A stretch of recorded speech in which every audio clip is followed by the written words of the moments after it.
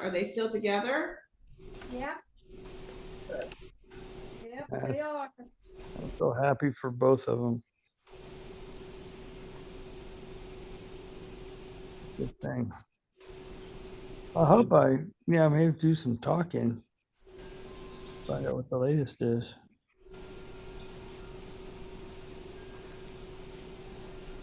So you got 4 golfers, right? Well, I've got two. Me and Miss and Charlie. Mm-hmm. Then I think Darren put us with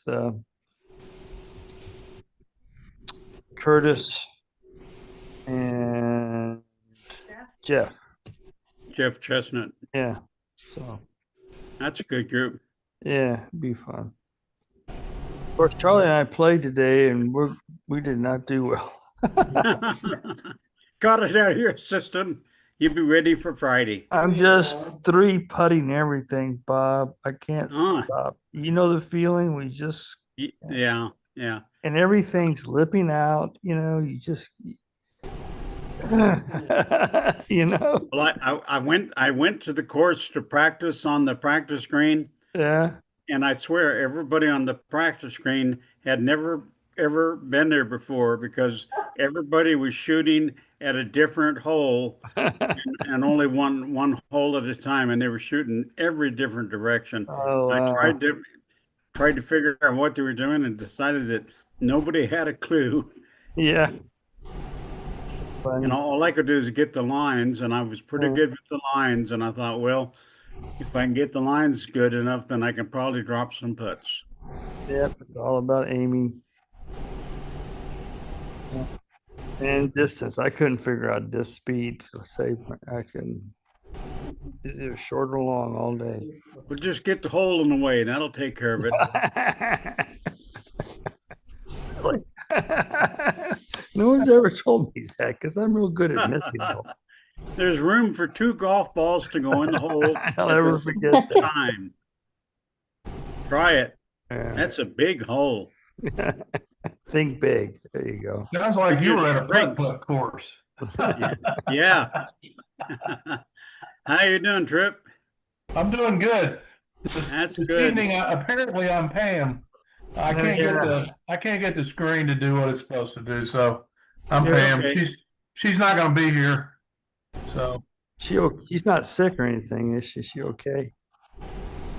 she's fine. She has to meet her sister for something. I don't know what it is.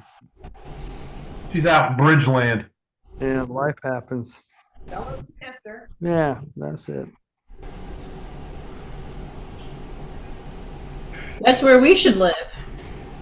Bridgeland, yeah, I wonder why. How would that? Everybody think Well, her sister lives in her sister and my brother-in-law lives in Bridgeland.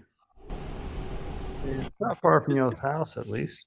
They used to be real close to us right over here in Cypress, but Mhm. they wanted to escape. It's funny. I'm laughing at it now. I was telling Pam this. They wanted to escape all the city and move out to Bridgeland. Well, guess what? The city's moving to Bridgeland. That's what You happens. should get a trailer and not a house. The Texans are moving out there. Everybody's moving out there.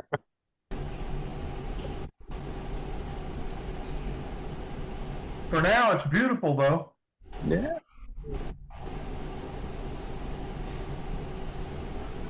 Well, wait a few more minutes in case somebody gets a mood to come. I always like this little thing. It just gets me away.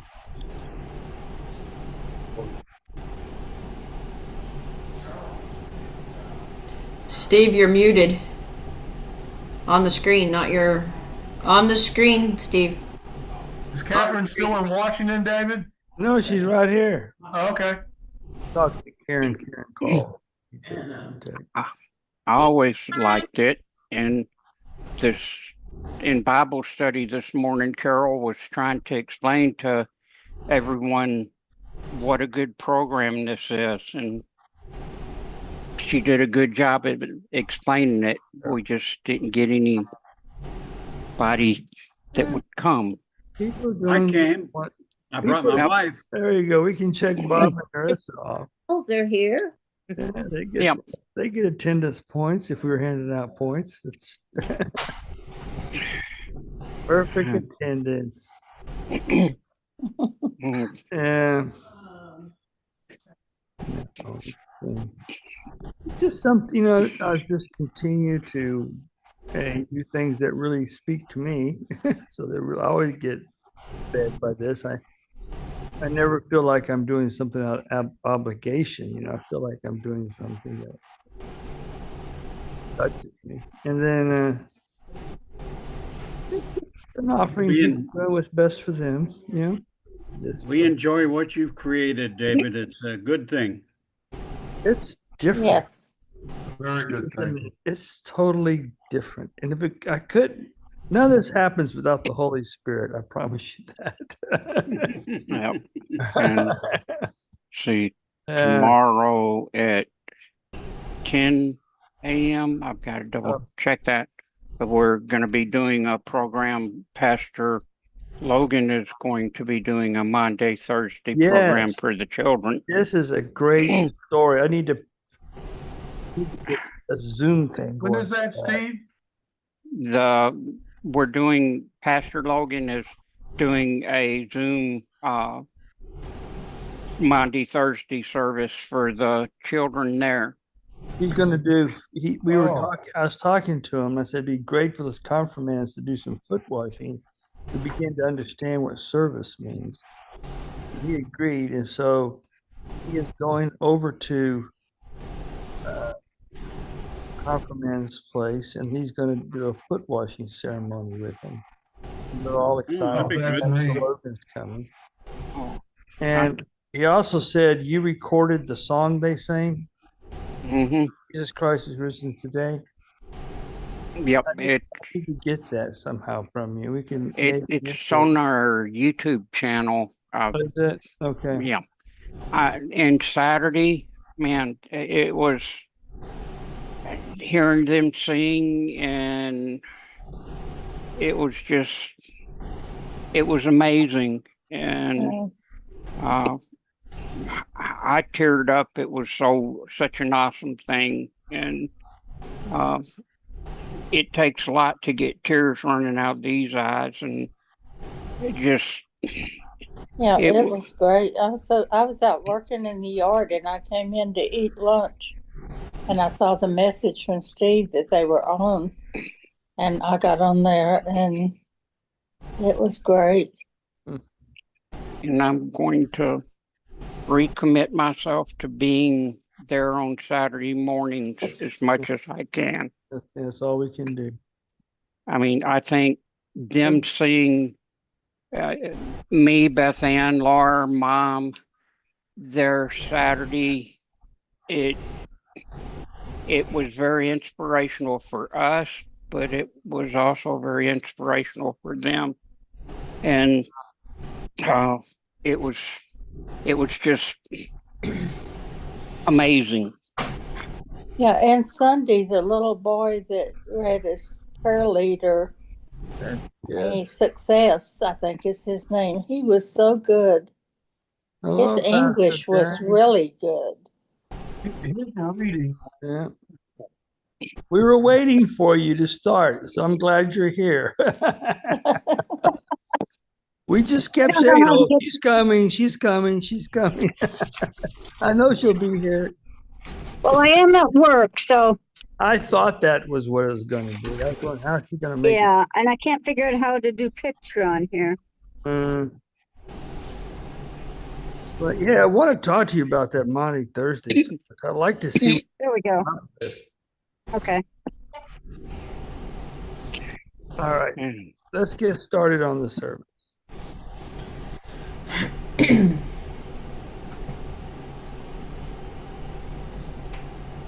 we go. Always want to thank Pastor Umaran for this, trip.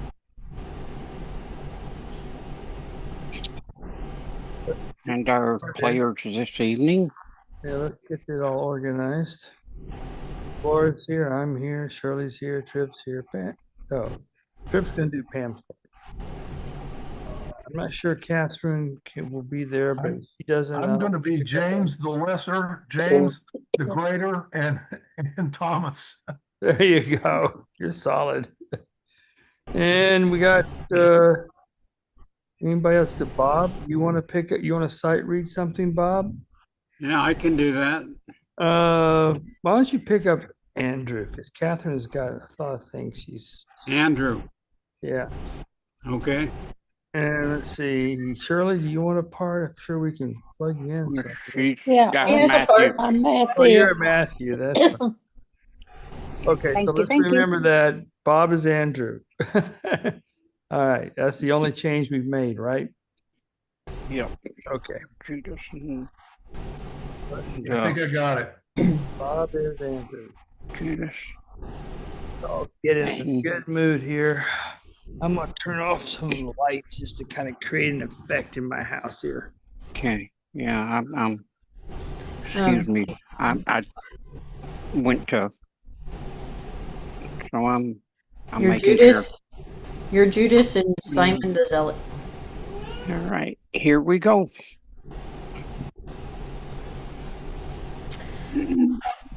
Leonardo da Vinci's famous painter during the Renaissance era was born in Vinci, Italy in 1452.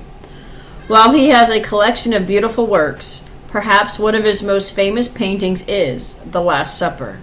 In 1494, when Leonardo was 42 years old, he was hired by the Duke of Milan to decorate the dining room of the Covenant Church, which was the favorite shrine of the Duke's young bride. For the dining room's theme, Da Vinci chose, appropriately, The Last Supper. However, instead of doing a faithful reproduction of the original scene as it had taken place in 1st century Palestine, Da Vinci chose to reproduce the scene as if it had taken place in 15th century Italy, using what he considered the most dramatic moment of the Last Supper, when Jesus reveals to the apostles that one of them will betray him. In this living dramatization, reset to modern times and language, we get a glimpse of what the apostles might have been thinking, feeling, and saying after Jesus speaks those ominous words, "One of you will betray me." We now present to you Zooming to the Last Supper, originally written by Ernest K. Ullman and adopted for this setting. Adapted. A reading from Mark. On the first day of the festival of unleavened bread, when the Passover lamb is sacrificed, Jesus' disciples asked him, "Where do you want us to go to prepare the Passover meal for you?" So Jesus sent 2 of them into Jerusalem with these instructions. "As you go into the city, a man carrying a pitcher of water will meet you. Follow him. At the house he enters, say to the owner, 'The teacher asks, where is the guest room where I can eat the Passover meal with my disciples?' He will take you upstairs to a large room that is already set up. That is where you should prepare our meal." So the 2 disciples went into the city and found everything just as Jesus had said, and they prepared the Passover meal there. In the evening, Jesus arrived with the 12 disciples. As they were at the table eating, Jesus said, "I tell you the truth. One of you eating with me here will betray me." Greatly distressed, each one asked in turn, "Am I the one?"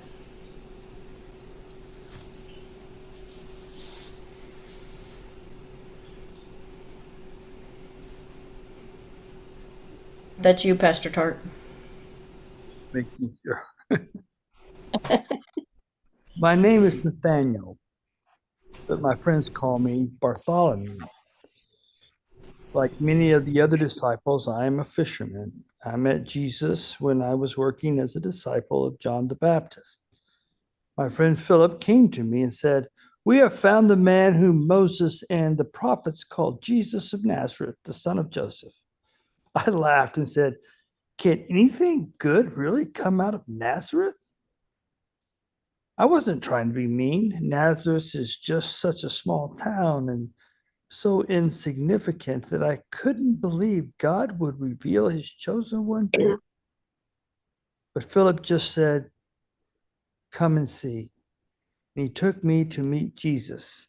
And as soon as Jesus saw me, he said, "Now this looks like a guy who couldn't tell a lie to save his soul." I was a little creeped out. "How do you know me?" I asked.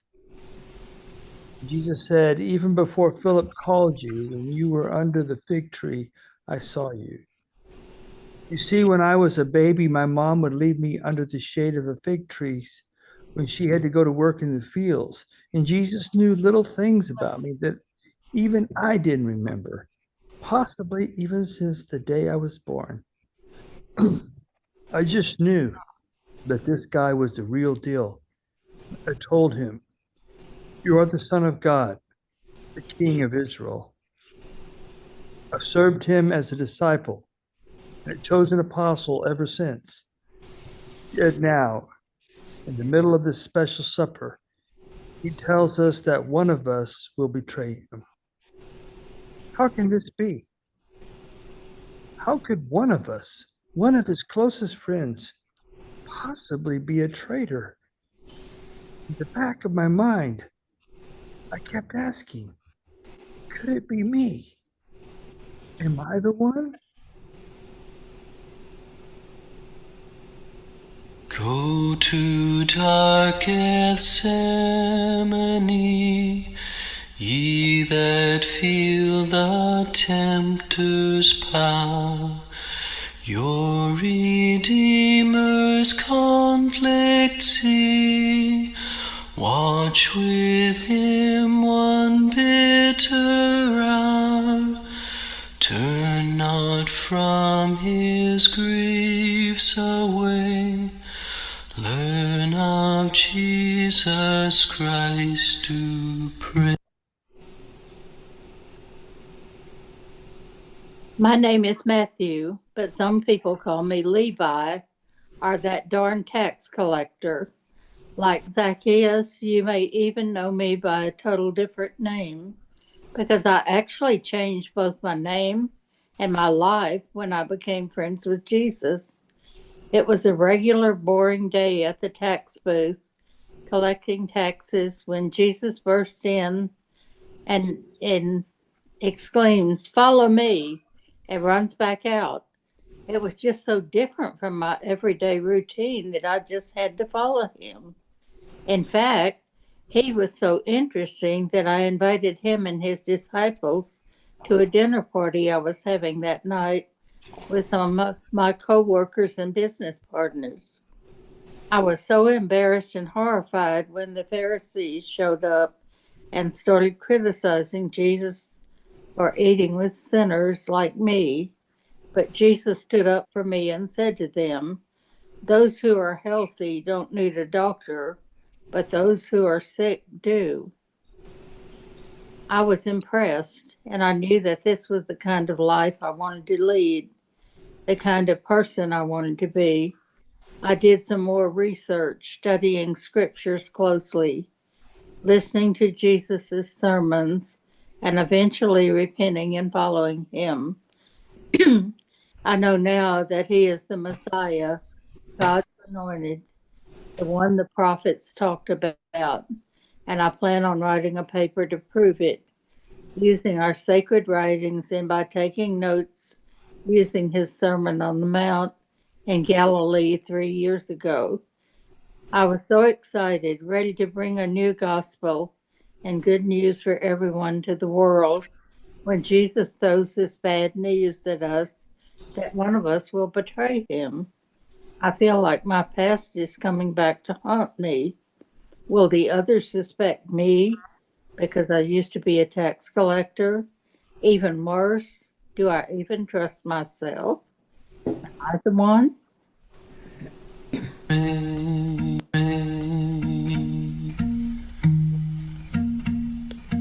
Follow to the judgment hall, view the Lord of life arraigned. Oh, the wormwood and the gall, oh, the pangs his soul will sustain. Shun not suffering, shame, or loss. Learn of him to bear the cross.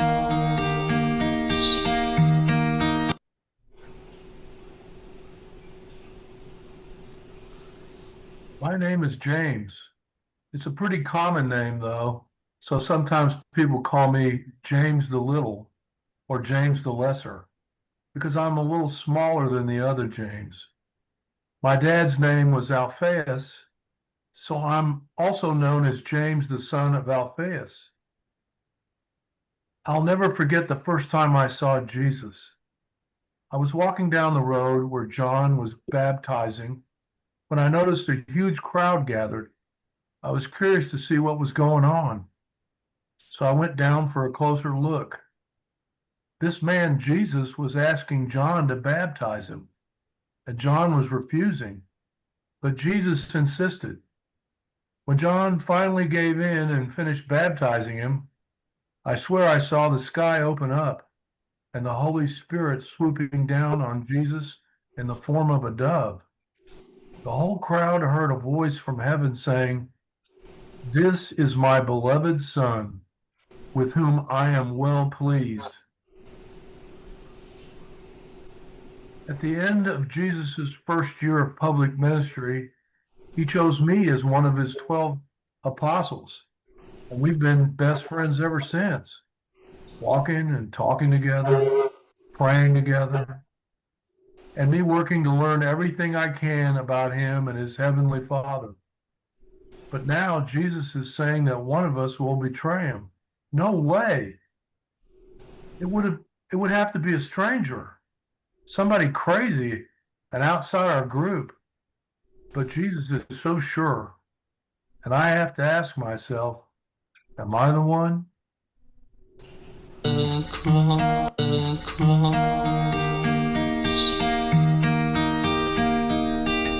Calvary's mournful mountain climb, there adoring at his feet, mark that miracle of time, God's own sacrifice complete.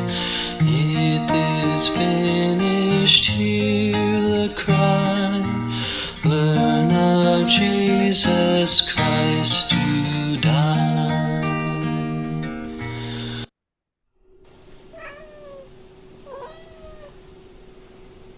My name is James. I am one of Jesus' chosen 12 apostles. My brother John and I used to be ordinary fishermen before Jesus found us mending our nets with our dad Zebedee by the Sea of Galilee almost 3 years ago. I always knew we were meant for more than that. And sure enough, Jesus asked us to be one of his disciples and even one of his handpicked 12 apostles. Our mother Salome was so proud of us, but she wanted to make sure we'd get the recognition we deserved. On our way to Jerusalem last week, we asked Jesus, "Teacher, grant us to sit at your right side and your right and left hand when you come into your kingdom." He said, "You don't know what you're talking about. Are you really able to drink the cup that I am to drink, or be baptized with the baptism with which I am baptized?" I was a little unsure of what exactly he meant, but we answered, of course. He looked at us sadly and said that even though we would be following in his footsteps, he didn't have the power to grant us those honors in heaven. The others were a little mad when they heard what we had asked. But Jesus soothed them by saying those who wanted to be first must be the servant of all, and demonstrated his words by washing our feet just before supper. Now, I'm really confused because despite all of his promises and speeches, he's saying one of us will betray him. Who can it be? Why should one of us do such a thing? I have to wonder, is it I? Am I the one? Early hasten to the tomb where they laid his breathless clay. All is solitude and gloom. Who hath taken him away? Christ is risen, he meets our eyes. Savior, teach us so to rise.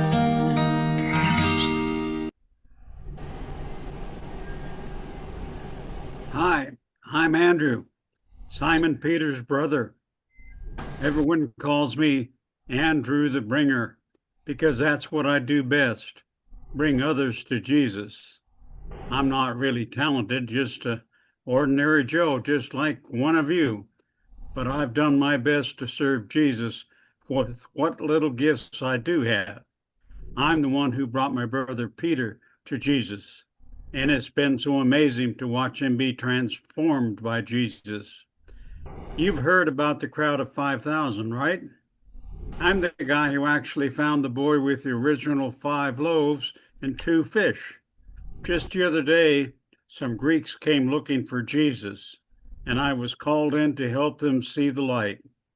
It's not much, but I guess Jesus saw something good in me that no one else sees because he picked me to be one of the 12 apostles, and we've been very close ever since. I'm not exactly in the inner circle like Peter, but I've been a good friend and companion to my Lord, and truly, what greater gift could life give a fisherman like me? And now, one of us is to betray him. It's unbelievable. Who could it be? How could anyone do such a thing and still live with themselves? I could never do anything like that, could I? Is it even possible? Am I the one?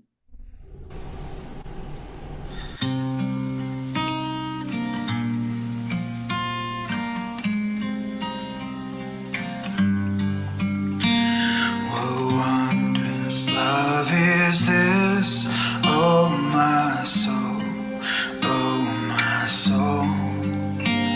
What wondrous love is this, oh my soul. What wondrous love is this that caused the Lord of bliss to bear the dreadful curse for my soul, for my soul. To bear the dreadful curse for my soul.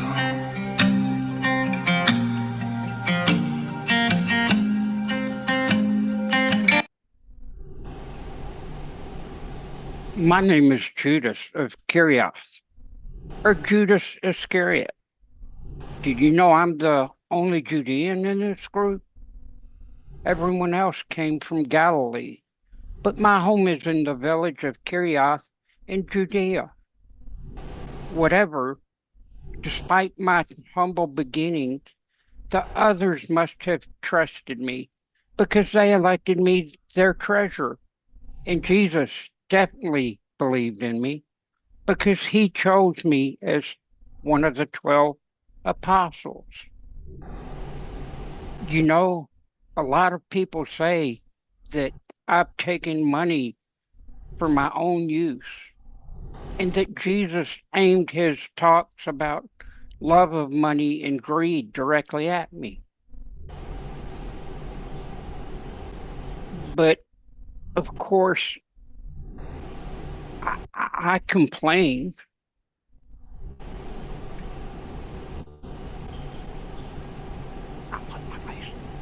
When Mary washed Jesus' feet with all that expensive perfume, it was a total waste of money. And if I made a deal with the chief priest and happened to have 30 pieces of silver on me. So what? That's my business. I mean, I believe in Jesus, but he has to do something to prove he's God's Messiah. And he refuses to make a move. Now I've made one. He's hinting that he knows what I've done. Even mentioning it when he washed my feet a few moments ago. Geez, give me a break. I have my reasons. I'm not as bad as you think I am, nor are you as good as you think you are. What makes you better than me? And really, what would you do if you were in my shoes and wanted Jesus to get the ball rolling? Obviously, he needed a little push. But now I'm wondering, how should I play this? Do I pretend I didn't hear what he said? Or play along with the others, self-righteously asking, is it I? Am I the one?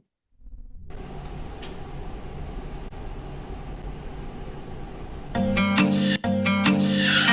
I was sinking down, sinking down, sinking down. When I was sinking down, sinking down. When I was sinking down beneath God's righteous frown, Christ laid aside his crown for my soul, for my soul. Christ laid aside his crown for my soul.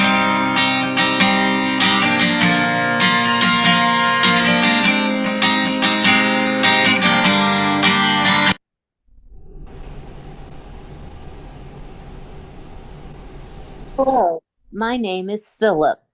I'm from Bethsaida in Galilee. I remember when I first met Jesus. My friends and I were listening to John the Baptist speak when Jesus came and called us to become his disciples, and we immediately turned and followed him. No questions asked. It was so cool to be there with Jesus when he fed the 5,000 with just 5 loaves and 2 fish. I was actually really worried and asking Jesus and the others about where we were going to get enough food for everyone when Andrew brought a young boy with his lunch to Jesus. And really good with that stuff. The other day, these Greeks came to me asking for an interview with Jesus, and I wasn't sure what to do, so I talked to Andrew first before we introduced them to Jesus. I had a hard time understanding what Jesus was saying.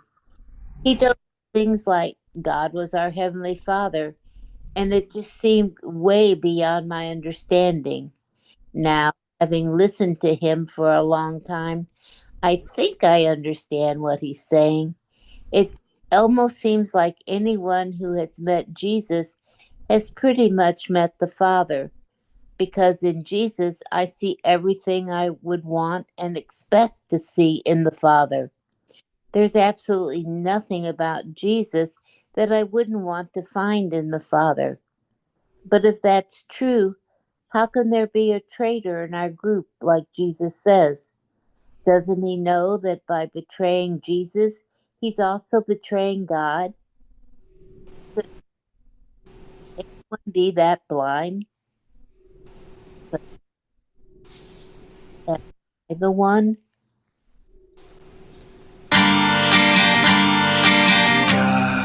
To the Lamb I will sing, I will sing. God and to the Lamb I will sing. To God and to the Lamb, who is the great I am. While millions join the theme, I will sing, I will sing. While millions join the theme, I will sing.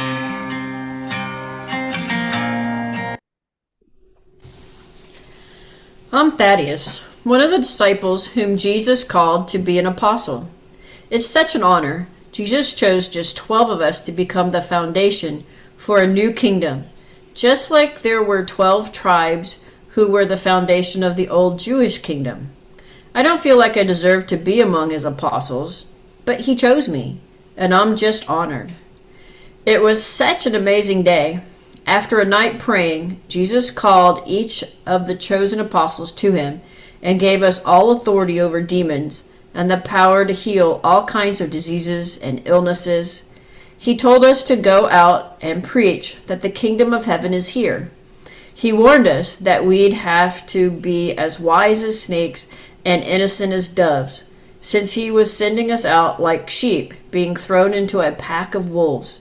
He said, and I quote, "It is enough that the disciples be like his teacher and the servant like his master." It took me back to when I was in Jerusalem and Jesus invited everyone to follow him, saying, "Come to me, all of you who are tired and stressed, and I will give you rest, for the load I carry is easy and light." Tonight was different though. Tonight, Jesus, who came to help make our lives easier, is being forced to carry the weight of the world on his shoulders, knowing that one of us will betray him. Which one of us could it be? Maybe the person we least suspect. Or will all of us betray him before the night is over? Philip and Peter, Judas and John, and even me. Is it I? Am I the one?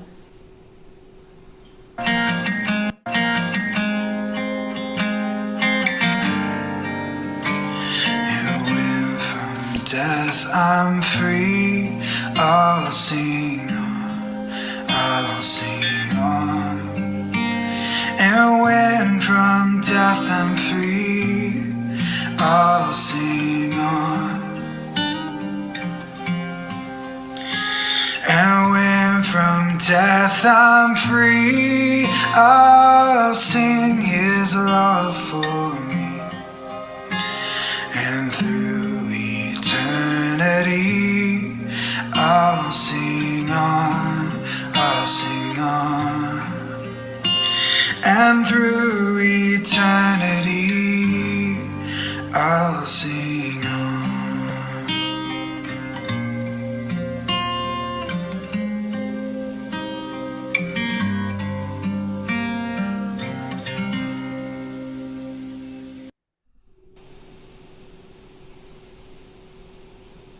I am Thomas the twin.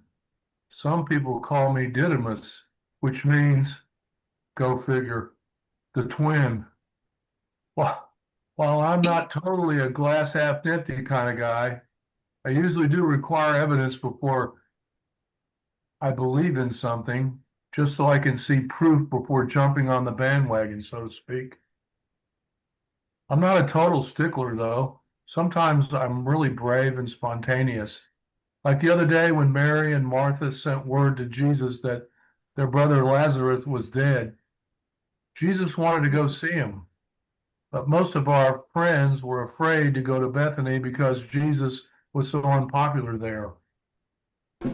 They were all afraid to go, but Jesus was determined, and I backed him up and said, "Let's go with him. Even if it means we die with him." Drives me nuts that people don't remember times like that. They're always bringing up the times when I was a little more cautious and doubtful. They like to talk about the times when I asked a few extra questions rather than just going with the flow. and they totally ignored how faithful and truly courageous I've been. I may have been just a fisherman with them at one point, but I remember when Jesus shared the Beatitudes with us on the mountain during his first year of public ministry. I can literally see him chewing out the winds on stormy Galilee and healing the sick, curing the diseased, opening the eyes of the blind, making the deaf hear, cleansing the lepers, and preaching the gospel to the poor. It's just, there are so many people who are enemies of Jesus now, even determined to destroy him. He's trying to make us God's servants while they're trying to make God serve them. And now, even within our group, his 12 chosen apostles, there's a traitor. Seeing enemies all around us, I'm starting to doubt even myself now. Is it me? Am I the one?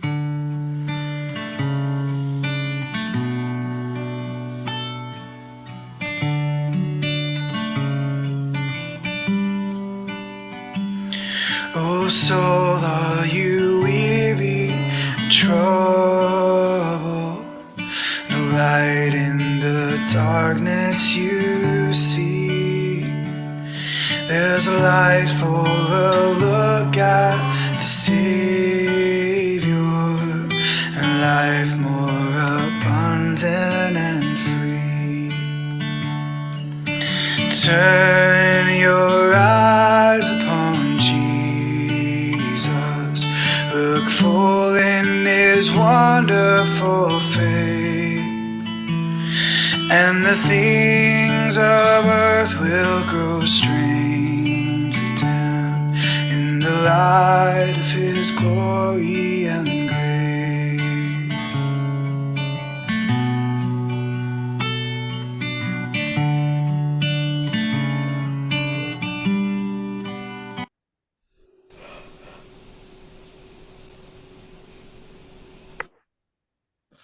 After Jesus called Peter and Andrew to follow him, he came to meet John and my brother James as we were in a nearby boat mending nets with our father Zebedee.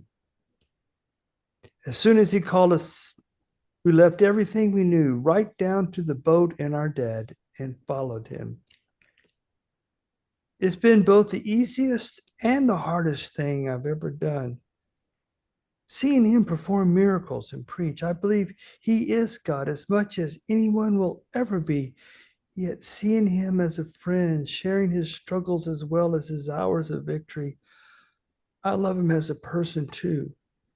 And he has loved me in return, calling me the beloved disciple at times.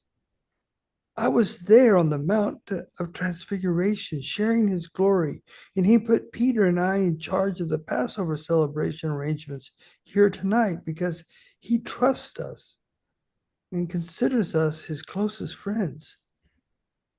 He even shared with me the story of his talk with Nicodemus when he spoke those wonderful words, "For God so loved the world that he gave his only begotten Son, that whoever believes in him will not die, but have everlasting life."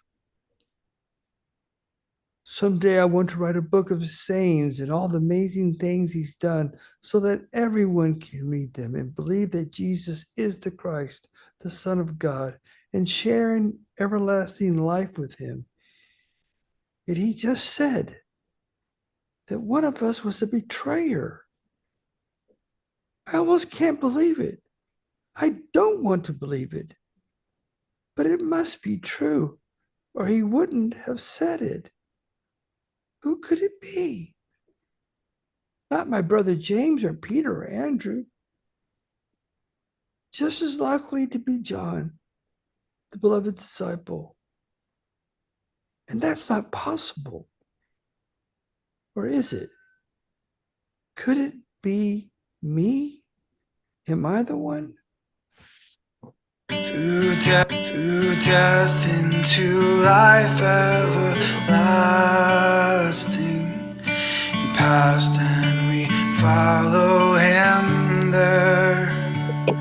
over us, and no more have dominion, for more than conquerors we are. Turn your eyes upon Jesus, look full in his wonderful face, and the things of earth will grow strangely dim in the light of his glory and grace.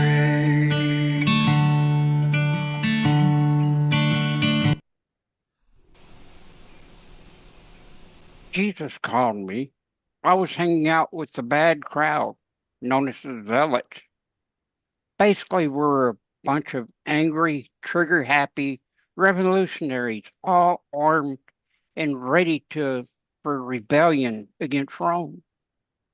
We were all about crushing our enemies and bringing back the paradise that we thought Israel used to be when David and Solomon were in charge. You can imagine my surprise when Jesus told us about another kind of paradise, a kingdom within the human heart where only God is in control. I was totally blown away. I dropped the zealots like the bad habits they were and pledged my allegiance to Jesus instead. He showed me that the battle for the heart is only true in lasting conquest. And in turn, I've given him all my loyalty and devotion. Militarily speaking, I guess you could say I've surrendered myself to him unconditionally and completely.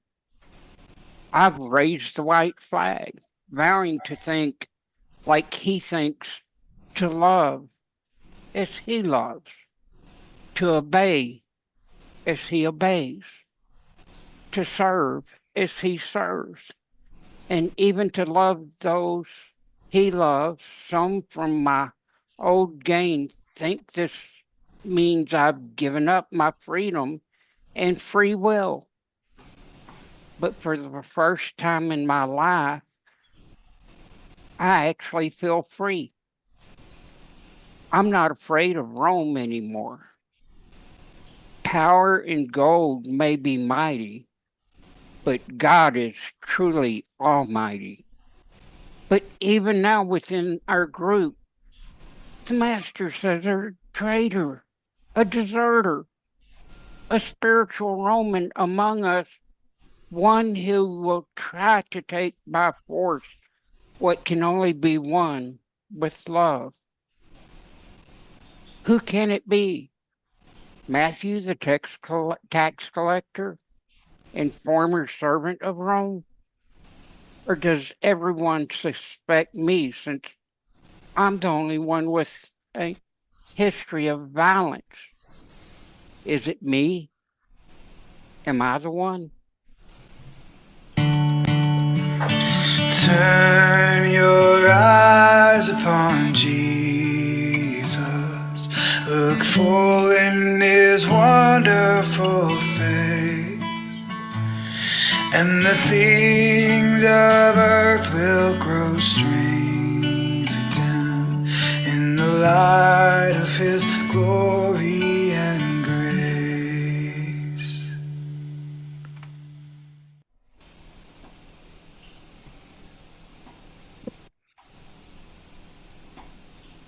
And this is my story of how I came to be with Jesus. My brother Andrew and I were fishing on the Sea of Galilee one afternoon, just casting our nets into the sea, when Jesus walked by and said, "Follow me, and I will make you fishers of men." So we did.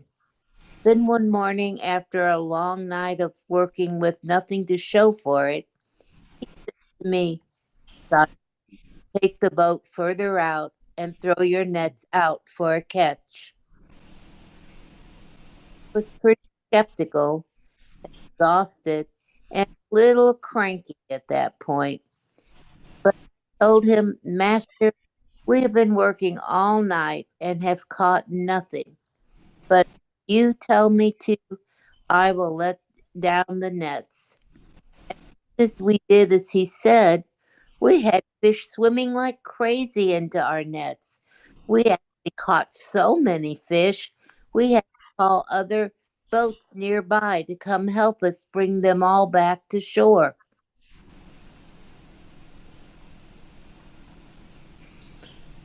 Point in myself for distrusting him. As soon as we reached the shore, I fell on my knees at his feet and apologized, saying, "Leave me, O Lord, for I am a sinner." He just smiled and said again that he would make us fishers of men. It was then that he changed my name from Simon to Peter, which means the rock. When I finally surrendered completely and announced that he was Christ, the Son of the living God, in the Caesarea of Philippi, he said to me and the others, "On this rock I will build my church." I was afraid to give that up. So when he mentioned a few minutes later that he would be going to Jerusalem to die at the hands of angry men, I argued with him. I'll never forget his next words. "Get behind me, Satan." It seems like I'm a mixture of good and evil, of right and wrong. Tonight, when he said that one of us would betray him, I immediately swore that it wouldn't be me, that I would follow him even to death. He just shook his head at me and looked at me sadly, saying that before the sun came up, I would have denied him 3 times. Oh, the others call me the big fisherman, but with Jesus, I feel so small and unworthy. Will I really deny him tonight before the sun rises? If I do, what will he do? Will he kick me out of the group? He doesn't know me? Refuse to let me in his kingdom? Is this what he meant when he said one of us would betray him? If I knew who it was going to be, I'd pierce his heart with this knife right here, right now. But what if that would mean piercing my own heart? God, please don't let it be me. It hurts me to wonder, am I the one?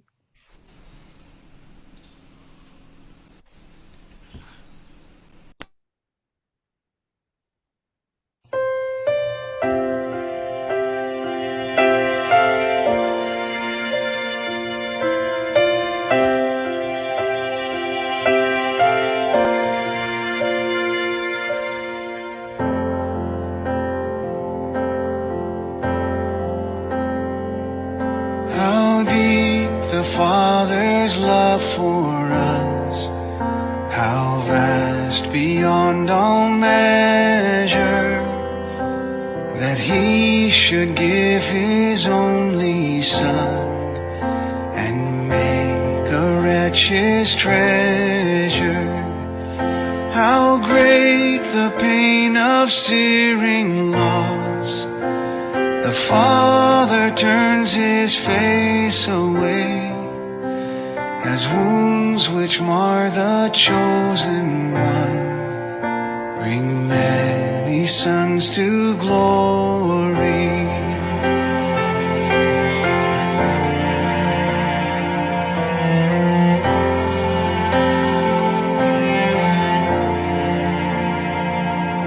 Behold the man upon his cross, my sin upon his shoulders. Ashamed I hear my mocking voice call out among the scoffers. It was my sin that held him there until it was accomplished.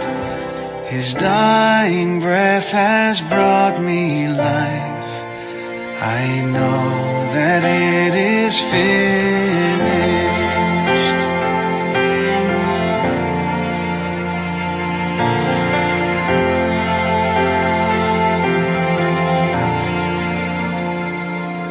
I will not boast in anything, no gifts, no power, no wisdom, but I will boast in Jesus Christ, his death and resurrection. Why should I gain from his reward? I cannot give an answer, but this I know with all my heart: his wounds have paid my ransom.